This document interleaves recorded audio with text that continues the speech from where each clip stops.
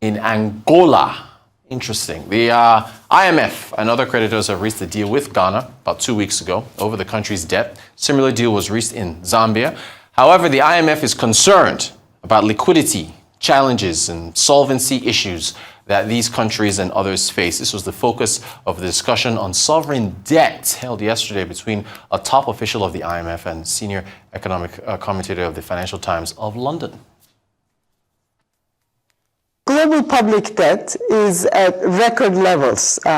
It's comparable only to World War II. So not only public debt, but also private debt is at very high levels. And it is a contingent liability. We've all seen private debt end up being on the public balance sheet. I know my own country in Turkey.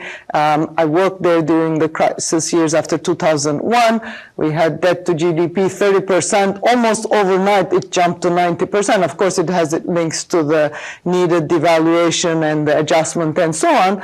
But it was also a lot of debt that was hidden and was actually made transparent with the reform. So there are contingent liabilities, there are concerns about debt transparency, and with different actors, different private sector, public sector actors. So that's a second point, that we have not only very high public sector debt, but also very high private sector debt. And then third point is what you also talked about. We have seen central banks being key drivers of the secular decline in interest rates, along with, of course, low productivity and low growth rates. But that's changing. How permanent this will be, how persistent this will be, remains to be seen. But I think we could say that the outlook is now for relatively higher and more volatile interest rates going forward, precisely because of all the issues that you mentioned. So that's a key concern for us, that servicing costs. And that has implications to the extent that you have the real interest rate and real growth differential not conducive to debt reduction for some countries. That, of course, worries us. For emerging market countries, the median external debt service is now almost 50% higher at 11% of revenues compared to 8% in about 10 years ago. For low-income countries, it's actually much higher. It's about 2.5 times higher than just a decade ago. 14% of revenues, excluding grants, go to financing debt service. That's compared to 6% in 2013. So we have seen a sharp increase in debt servicing costs, both for emerging markets and low-income countries. Of course, there are differences across countries. I'm just talking about the median now. We actually just published some research, a blog today, which looks at the median, the differences across countries, and we do a lot of work in trying to understand country by country the developments and how we can best support them. Fourthly, we see a big change in terms of the creditor landscape.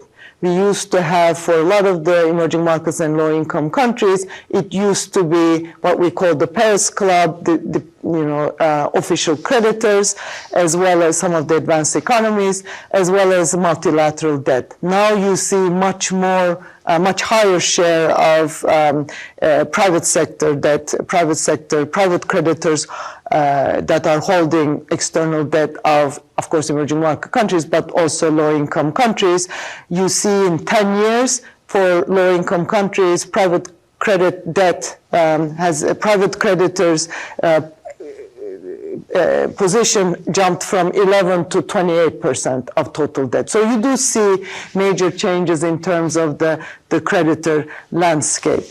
So what does that mean? That has implications, of course, as to how countries can use their revenues, fiscal revenues, what expenditures they can take on in terms of anything from capital investment to health, education, development needs, as well as other needs compared to servicing debt. So I think that's a key concern that we have now, which is more so than solvency. We haven't seen any, and knock on wood, we had last one that asked for debt restructuring was Ghana about a year ago.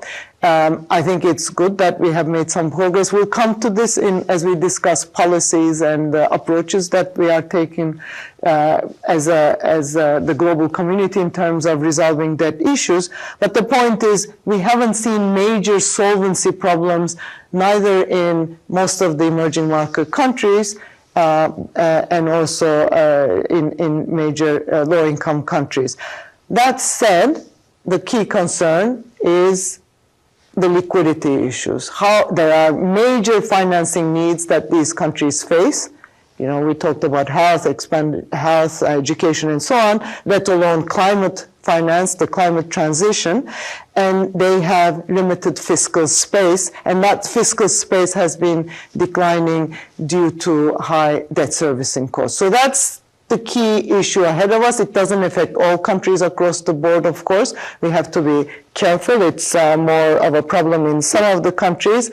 But I wanted to ask you your views on this issue of debt and increasing debt servicing burdens. Well, these are fascinating and important questions. So let's just start with the nature of the debt positions and how they should be measured. You talked about public and private, rightly.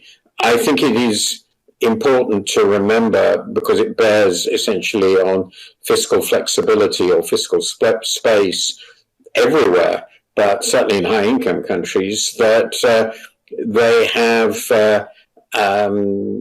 what I think of as implicit debt,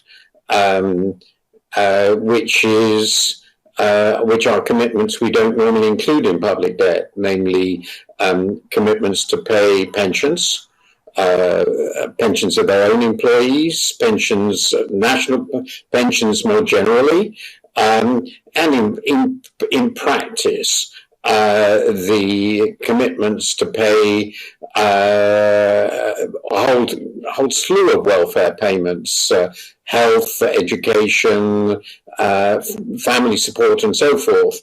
And this isn't, of course, now just in high-income countries. Some form of welfare state has been put in place in many other countries, rightly by and large, and cutting those expenditures is immensely costly, not just politically, which is obvious, but also in terms of the impact on the functioning of society, on the human capital, the whole basis on which countries can grow.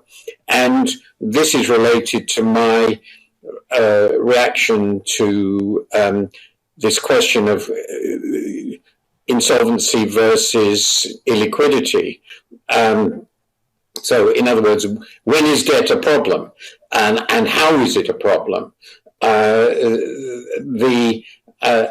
tend to feel that when we're talking about private corporations, or even perhaps private individuals, we can make this distinction with some clarity. But when we're talking about states, the distinction between insolvency and illiquidity is essentially a political one, not an economic one, in the sense that, in some sense, it is usually, almost always possible, in some theoretical sense, for a country to continue to serve its debt if it sacrifices enough else.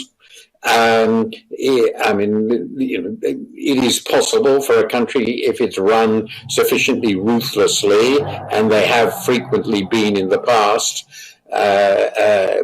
by their own governments or occupying powers, God forbid, to extract the resources needed to make their debt whole. But if the price of doing so you could say this country looks solvent, it can service its debts. But if the price of doing so is to put a merciless squeeze on the welfare of the public, of the growth potential of the country, on the services